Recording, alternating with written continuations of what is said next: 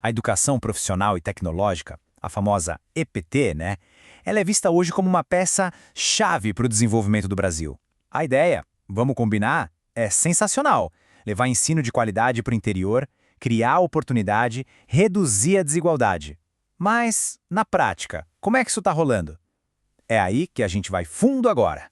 E assim, para começar, não dá para negar o impacto positivo. A chegada de um instituto federal, de um curso técnico, em uma cidade que nunca teve nada parecido, isso é revolucionário, de verdade. Para um monte de gente, jovens e trabalhadores, é a primeira chance de ter uma formação de qualidade, uma porta que sempre esteve trancada. E se a gente olhar para os números, eles são de cair o queixo. A quantidade de novos campi, de cursos, o número de matrículas, tudo isso explodiu. É uma coisa impossível de ignorar. E politicamente, claro, isso é uma vitória fácil de mostrar, de comunicar. Mas é exatamente aqui que a história começa a ficar um pouco mais complicada. E essa é a pergunta de $1 milhão, né? A velocidade dessa expansão foi tão, mas tão grande que a gente tem que parar e pensar. Será que estamos construindo uma base forte, sólida, ou só estamos espalhando uma estrutura que parece bonita por fora, mas que é frágil por dentro? Olha só como esse quadro deixa o conflito bem visual. De um lado você tem o que eu chamo de métricas para foto. Inauguração, número de matrícula, manchete no jornal. Do outro, tal que sustenta a educação de verdade, mas que ninguém vê. Professor bem preparado, laboratório com equipamento de ponta, um curso que faz sentido para a economia daquela cidade. O problema é que o foco tem sido muito, muito maior no primeiro lado.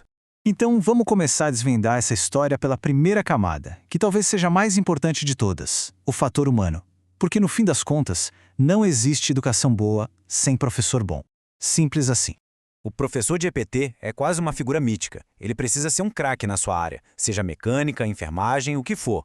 E, ao mesmo tempo, precisa saber ensinar aquilo. Juntar essas duas coisas, o domínio técnico com a didática, olha, não é fácil de achar e é mais difícil ainda de formar. E aí a gente vê o que acontece quando a pressa toma conta. Para preencher as vagas correndo, o sistema acaba improvisando. Pega um profissional ótimo do mercado, mas que nunca deu uma aula na vida. Ou então um professor com ótima didática, mas que não conhece a prática da profissão a fundo. Para piorar, essa coisa de contrato temporário cria uma rotatividade gigante, um entra e sai que deixa o ambiente instável e prejudica demais quem está tentando aprender. E essa frase resume tudo perfeitamente. A gente pode construir os prédios mais bonitos, comprar os computadores mais modernos, mas se a pessoa que está lá na frente da sala de aula não tiver o preparo certo, o projeto todo pode ir por água abaixo. O investimento no professor é a base de tudo. Não tem como fugir disso. Bom, agora vamos para a segunda camada do problema, a estrutura. Tanto a física quanto a pedagógica. Porque, vamos ser sinceros, mesmo com o melhor professor do mundo, se não tiver ferramenta para trabalhar e um currículo que faça sentido, a formação fica pela metade. Esse exemplo aqui é perfeito para entender o drama. A instituição abre o curso, o aluno se matricula cheio de expectativa, mas a promessa não é cumprida. Ele sai de lá com um diploma na mão que diz que ele é técnico, mas ele nunca botou a mão nos equipamentos que vai encontrar no mercado de trabalho. É uma formação oca, sabe? E além da falta de laboratório, tem outra coisa que é tão grave quanto, só que mais sutil. É a ideia de criar um currículo padrão, tipo tamanho único, e sair replicando pelo Brasil inteiro, sem nem olhar para a vocação de cada lugar. Isso gera um desperdício de talento e de dinheiro que é absurdo. E essa tabela mostra o nível do problema. Imagina só, abrir um curso de logística numa cidade que vive da agricultura. Ou um de comércio exterior, num lugar que não tem nem porto nem estrada para isso. Não é só ineficiente, chega a ser cruel, porque cria uma frustração enorme e joga dinheiro público fora, dando uma formação que não serve para nada ali, naquele lugar. E tudo isso nos leva ao ponto mais fundo e, sinceramente, mais preocupante dessa análise toda. O que acontece quando um sistema de ensino cresce tão, mas tão desconectado da realidade que ele deveria estar servindo? É muito comum, quando um aluno desiste, a gente colocar a culpa nele, né? Ah, não se esforçou, faltou dedicação. Mas e se a gente pensar diferente? E se a evasão for um sintoma?